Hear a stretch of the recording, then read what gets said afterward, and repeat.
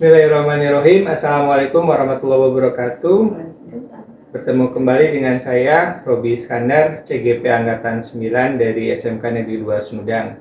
Kali ini saya akan melaksanakan kegiatan percakapan pasca observasi, dan kebetulan saya tidak sendiri, saya ditemani oleh pengajar praktek saya, Ibu Siti Sundari, dan juga guru yang diobserver, Ibu Neng Yayas. Baik, untuk memperbanyak kesempatan, sebelumnya saya ingin menyapa dulu kepada ibu-ibu. Selamat pagi, Ibu. Apa kabar hari ini? Alhamdulillah.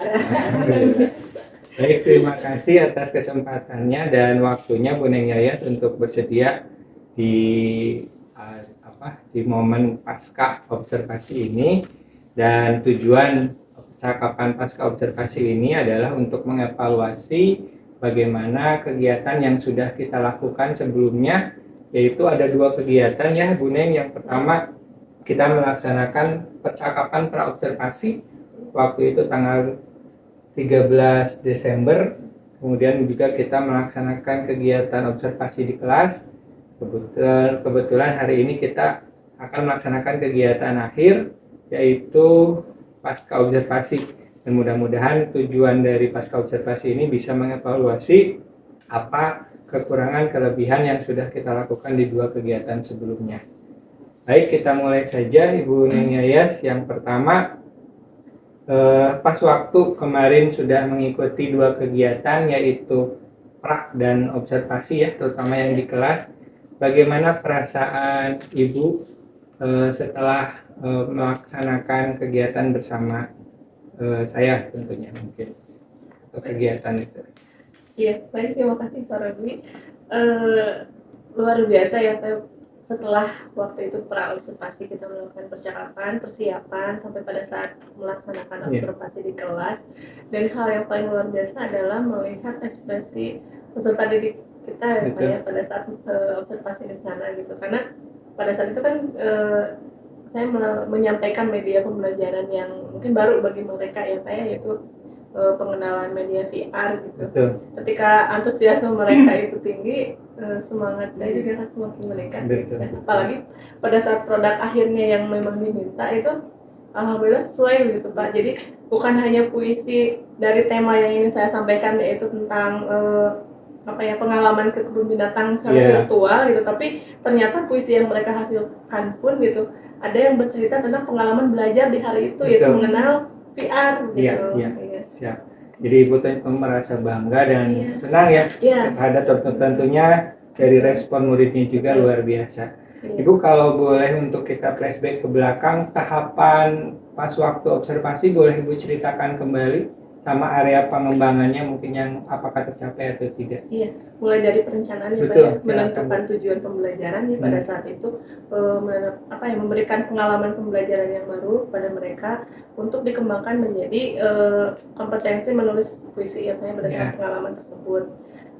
Kemudian pada tahap pelaksanaan alhamdulillah berjalan dengan lancar sesuai yang direncanakan gitu kan. Ketika pelaksanaan tahap-tahap itu dilaksanakan dan akhirnya mencapai produk yang diinginkan juga gitu, menulis puisi. Kalau area pengembangan yang kognitif dan kognitifnya bagaimana tercapai? Iya, tercapai Pak.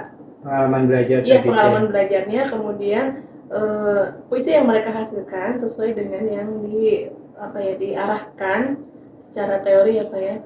Puisi, bentuk puisi mulai dari tipografi sampai diksi yang mereka gunakan itu area kognitifnya. Kemudian area pengalaman jelas sudah sangat terlihat sekali dari produk yang mereka hasilkan. Karena mereka baru belajar dengan menggunakan media VR itu ya. Baik Ibu, pertanyaan berikutnya, dari tahapan tadi, dari ketercapaian area tadi, sejauh mana menurut Ibu itu berhasil atau tidak? Mungkin di skala berapa Bu? Dari 1 sampai 10? 1 sampai 10 ya Pak. Keberhasilannya mungkin 9 ya Pak ya? 9? Iya, luar biasa Bu ya. Baik. Jadi kalau misalnya dari tahapan sudah tercapai, kemudian area pengembangan juga sudah dapat disentuh terhadap murid, barangkali Ibu merasakan nggak Bu ada kekurangan atau ada kendala selama Ibu melaksanakan pembelajaran dengan metode atau media itu? Iya, Kendalanya mungkin kalau dari secara teknis ya Pak ya, karena perangkat alatnya juga terbatas ya. Oh, iya. Jadi tidak semuanya mencoba gitu. Itu mungkin yang pertama ya. Yang kedua mungkin dari waktu ya Pak ya. Iya. Nah tadi kan perangkat dengan waktu itu sangat berhubungan ya Pak ya. Siap. Karena kan kita harus menyelesaikan tahapan rencana yang kita ingin capai begitu kan. Jadi kemarin juga kan hanya beberapa orang yang mencoba Iya. ya Pak, tapi yang lain ternyata antusias ya Pak, Iya. kan terbukti dari layar yang terlihat Betul. gitu kan. Mungkin selanjutnya kalau dari perhatian sih tidak ada ya, antusiasme dari mereka tidak ada kekurangan mungkin saya. Hanya di produk mungkin ada masih beberapa yang masih terpaku membayangkan apa ya, kebun binatang yang di masa kecil mereka. Mungkin ada yang pernah, ada yang tidak gitu. Masih ada yang apa ya, membayangkan apa ya, virtualnya tidak sesuai sama yang ditayangkan. Tapi secara keseluruhan sih sudah. Siap Bu. Kalau dari kekurangan yang tadi kan berarti mengenai alat dan waktu ya, Ibu mengatasinya kalau nggak salah pakai apa waktu itu? Yang terbatas alatnya itu kan, yang lain nggak bisa ngelihat, tapi dibantu dengan TV ya? Dibantu dengan televisi, juga itu bisa disaksikan di handphone Pak. Iya, itu sebenarnya cuma kemarin kan tidak terlalu saya perhatikan, tidak semua saya sampaikan bahwa itu bisa dilakukan di handphone karena mereka sangat antusias melihat ke layar televisi yang gitu. Anak yang mencoba itu kan gitu. Dan yang duduk pun melihat kan sebenarnya apa yang dirasakan oleh di yang layar mencoba yang itu. lebih besar ya. Jadi sebenarnya mah untuk mengatasi kendala tadi, anak yang lain bisa menggunakan handphone. Handphone iya. Siap. Karena videonya tuh berbeda apa dengan video YouTube biasa gitu. Ada tanda kacamatanya kalau di tayangan YouTube itu. Oh, anaknya yang pakai handphone pakai kacamata juga nggak usah? Enggak. Jadi mereka menggeser-geser si tanda itu, ada tanda seperti tombol panah ke atas, ke pinggir, ke bawah gitu. Jadi mereka geser-geser gitu. Beda dengan itu biasa berarti Ibu ya? Berbeda. Siap. Baik, Ibu kira-kira karena Ibu sudah berada di nilai 9, kemudian kekurangannya juga sudah mungkin sudah ada upaya penyelesaian, kira-kira apa rencana Ibu ke depannya nih? Karena ini kan praktek baik yang mungkin sudah cukup bisa ditiru ya Bu oleh kelas lainnya gitu ya, atau makro lain lah. Apa rencana Ibu barangkali ke depannya untuk kalau untuk kelas yang lain, jadi tidak hanya digunakan untuk satu tingkatan ya Pak. Kebetulan saya memegang kelas 12 juga. Nah, mungkin dengan tema yang lain bisa saya gunakan gitu, tapi nanti masih mencari apa ya, konten atau tujuan pembelajaran yang tepat gitu. Untuk kalau untuk kelas yang lain, topik yang lebih tepat gitu. Kalau untuk pengembasan ke rekan guru yang lainnya ya saya membantu pihak sekolah juga Pak ya, untuk mensosialisasikan, mempopulerkan bahwa kita memiliki alat tersebut. Itu yang bisa digunakan. Karena tidak semua guru pun mengetahui fungsi PR itu buat apa dan kemudian apakah bisa dipakai untuk pelajaran normatif adaptif gitu. Ternyata kan Ibu sudah mencoba dan bisa gitu Bu ya. Luar biasa Bu Ning Yayas. Berarti dari keseluruhan percakapan pasca observasi ini, Ibu sudah merasa cukup puas, kemudian tahapan dan area pengembangannya juga sudah Ibu rasa sudah berhasil ya, tercapai terhadap anak. Kemudian kendala-kendalanya juga sudah berhasil Ibu atasi, dan rencana ke depan Ibu sudah berupaya untuk berdiskusi, mungkin mengajak rekan sejawat untuk menggunakan fasilitas atau sarana-prasarana yang dimiliki oleh sekolah kita Bu ya. Mungkin cukup kegiatan dari pasca observasi ini. Untuk rencana ke depan, Ibu barangkali ada target mau kapan Bu mau ngajak mungkin ke teman sejawat atau gitu, ada rencana target semester depan atau kapan Bu mulai disosialisasikan? Sosialisasikannya mungkin kalau mengajak mensosialisasikan mungkin dari kemarin juga sudah ya Pak. Oh ya, Kombal. Iya, di Kombal. Jadi narasumber itu. Iya, di Kombal itu. Terus mungkin menonton video Pak Robi juga kan. Oh iya yang tahu gitu. Hanya saja mungkin secara teknis seperti mungkin berbicara pada siapa, meminjam siapa, mungkin ada yang bisa langsung mereka jalan sendiri atau mungkin perlu bantuan Pak Robi juga mungkin untuk memfasilitasi gitu. Gitu. Nah itu Sepertinya sudah cukup ya Ibu percakapan pasca observasi dengan Bu Neng Yayas, karena kalau saya melihat dari kemudian dari observasi dan sekarang dari pasca, memang bukan dibuat-buat tapi emang sudah bagus Bu kegiatan pembelajarannya, metode medianya juga sudah tercapai.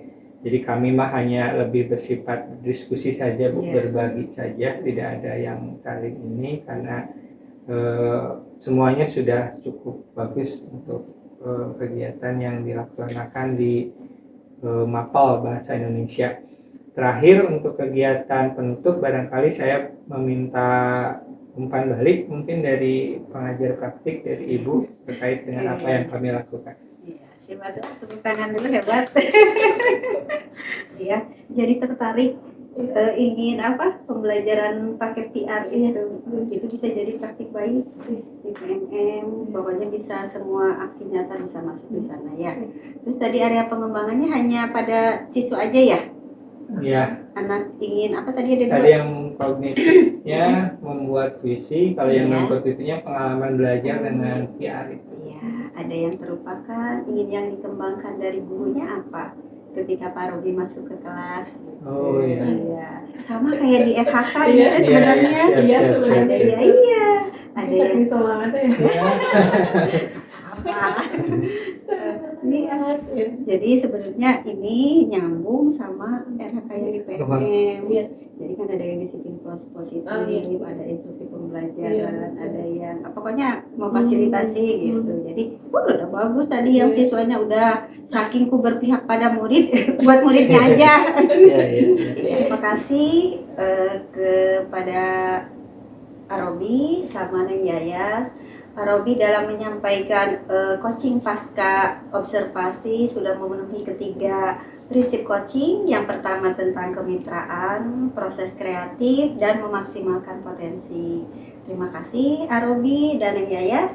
Sebagai coaching berhasil digali apa yang ingin dikembangkan oleh Arobi. Terima kasih. Assalamualaikum.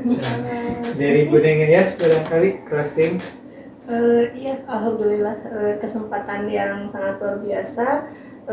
Saya dijadikan coaching, saya bisa belajar banyak juga, bisa tergali dan tentunya bisa menggali pengalaman dari coaching kita juga pada pembelajaran.